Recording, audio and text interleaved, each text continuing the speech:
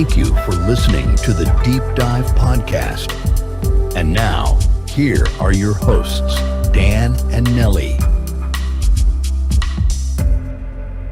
Okay, so we're diving back into Tuck Everlasting today. Back into the wood, I guess you could say. Yeah, exactly. And, we asked you all to take a look at chapters 5 and 6 this time. Really key chapters. Yeah, pivotal moments for Winnie. Big time. Because on the one hand, you've got her almost running away. Right. And then she decides not to. Yeah. But then she ends up in the wood anyway, and it's that going into the wood that we really want to unpack. Yeah. And then, of course, she meets Jesse Tuck. Huge moment. Oh, absolutely. And the way Natalie Babbitt describes it. It's just magical. So evocative. Really draws you in. And then to top it all off, May shows up. Right. With that incredible line at the end. The worst is happening at last. Oh, man. Talk about a cliffhanger. Foreshadowing at its finest. So that's where we're headed today. Sounds like a plan. So let's start with Winnie. Okay. I mean, she wakes up that morning and she's like, all right, I'm not running away. Right. After all that buildup. It's almost anticlimactic. You really think she's going to do it? Yeah. You're on the edge of your seat. And then nothing. But there's so much going on in her head. Oh, absolutely. There's this internal conflict that's just bubbling under the surface. That yearning for something more. Something important. But then the fear. The unknown. Exactly. All those things she can't quite articulate. Yeah. And then there's that moment when she asks herself, where would I even go?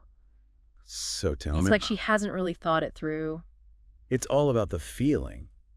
The desire for escape. But not the practicalities. Right, and that makes me think about the kind of world she's living in. This very sheltered existence. Maybe she's heard stories about the dangers out there. Warnings from her parents. Don't go into the wood. Who knows what's lurking there? So even though she wants to break free, there's this part of her that's holding back. Totally. And then Babbitt uses that word galling. Oh, yeah. When Winnie's getting annoyed with herself for being afraid. I love that word choice. It's so perfect. It captures that teenage angst. Like, oh, why am I so scared? It's almost like she's embarrassed by her own fear. Right, and then the toad comes back. Of all things. You've got to be kidding me. It's almost comical. But it's also kind of brilliant. Yeah. Because it shows how these seemingly small, insignificant fears can actually motivate us. They can push us to do things we wouldn't normally do. Exactly. Like in this case, Winnie's fear of the toad judging her. Right. It's what gets her moving. Out of her comfort zone. It's like, okay, fine, I'll go into the wood. But I'm not running away. Just exploring. Just seeing what's there. Right. And her reasoning is to find the source of the music. Which she heard the night before. Yeah, but there's also this other thought that she has. The one about never coming back. Oh, yeah, that's a big one. It's like a little seed planted in her mind. The possibility of a different life. A life outside her fence. And even though she's not consciously planning to stay away forever, the fact that she can. That she has the choice. That's what's empowering. Yeah, it gives her a sense of agency. Control over her own destiny. Even if it's just a thought. It's a powerful thought. And then she enters the wood. And the way Babbitt describes it. Oh my goodness. It's like stepping into another world. So different from the world Winnie knows. Right. The light filtering through the trees. Green and amber. The soft, mossy ground. The unusual flowers. White and palest blue. It's also vivid and inviting. You can almost feel the cool air. And hear the rustling leaves. Smell the damp earth. It's like Babbitt is painting a picture with her words. And you're right there in the wood with Winnie. Experiencing it all through her senses. Yeah, and her reaction is so simple but so telling. Oh, it's nice. Just 3 words. But they speak volumes. Yeah, because it shows how surprised she is by the beauty of the natural world. She's never really experienced anything like it. And it's clearly having an effect on her. Changing her perspective. Softening her edges. And then she sees him sitting by the tree. In the dappled sunlight. And Babbitt writes, he seemed so glorious to Winnie that she lost her heart at once. An instant infatuation. Love at first sight. But it's more than just physical attraction. Oh, absolutely. It's like she sees something in him. A reflection of her own desires. Freedom. A life unburdened by rules and expectations.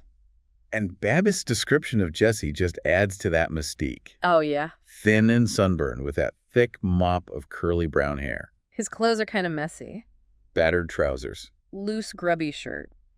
But he wears them with such self-assurance. Like he doesn't care what anyone thinks. And then there are the green suspenders. More decorative than useful. And his bare feet. With a twig between his toes. It's like he's completely at one with nature. So different from Winnie in her starched dress and her proper shoes. And then their eyes meet. This moment of silent recognition. It's electric. You can feel the tension. And then Jessie breaks the silence. With that slightly hesitant You invitation. may as well come out. It's not exactly welcoming. It's more like he's resigned to the fact that she's there. Like he knew this would happen eventually. And Winnie's response is so perfectly Winnie. Defensive and flustered. I didn't mean to watch you. It's my wood. As if she needs to justify her presence. And it's interesting how Jessie reacts when she says her name is Foster. He seems to relax a little. Like he knows the name. Like it means something to him. Yeah, there's a history there. A shared past that we don't know about yet. Right. And then Winnie just can't help herself. She's so curious about him. Do you live nearby? Are you in the wood often? And Jessie's answer, just passing through. So casual. But we know it's anything but. The irony is palpable. And Winnie just says that's good. Completely oblivious. So caught up in the moment. And then they talk about age. And this is where the differences between them become really apparent. Yeah. Jessie jokes that he's 104 years old, which Winnie takes literally, And then he says 17. which to Winnie seems so old. She's only 10. So 17 is practically ancient, It's this wonderful example of how perspective changes with age. and how Winnie is just starting to understand the vastness of time. And then there's that playful exchange about marriage. So innocent on Winnie's part. Yeah, she's just a kid playing pretend. But for Jessie, it's loaded with meaning. He can never grow old. He can never have a normal life. So marriage is this impossible dream. And then the tension really ramps up when Winnie gets thirsty. And she sees Jessie drinking from the spring. And of course she wants some too. But Jessie's reaction is so extreme. Oh, no, it's not. Don't drink it. It would be terrible. He's practically panicking. And Winnie is just confused. If it didn't hurt you, it won't hurt me. Such simple logic. But Jessie knows the truth. He knows the water is no ordinary water. And he's terrified of what will happen if Winnie drinks it. His secret is on the verge of being exposed. And then he asks, "You're not going to tell him about it, are you?" Desperation in his voice. And then that realization, I knew this would happen sooner or later. Now what am I going to do? It's like the walls are closing in. He's trapped. And then May and Miles arrive. Thank goodness. You can almost hear Jessie breathing a sigh of relief. And May, she just takes one look at the scene. Jessie, by the spring, Winnie kneeling beside him. And she knows. She knows what's about to happen. The hand flies to her bosom. Her face goes bleak. And then she says those words. Boys here, it is the worst is happening at last. Chills. That line just hangs in the air. It's so heavy with meaning. It tells you everything you need to know about the Tuck's secret, The burden they carry. the fear they live with. And the fact that it's Winnie A child. who has stumbled upon their secret. It makes it even more terrifying. Because she's innocent. She doesn't understand the implications. And that's what makes these two chapters so powerful. They're a turning point for Winnie. Her world has been completely upended. She's gone from yearning for something important. To finding something far more important than she could have ever imagined. And now the question is, what will she do with this knowledge? What choices will she make? And how will her life be forever changed by this encounter with the Tucks? And that's something for you all to think about as you continue reading. What do you think Winnie will do? Will she keep their secret? Or will she tell someone? And if she does tell, what will the consequences be? It's a lot to ponder. But that's what makes Tuck Everlasting so compelling. It makes you think. It makes you question. And it stays with you long after you finish reading. So until next time, keep exploring the wood. And keep those questions coming.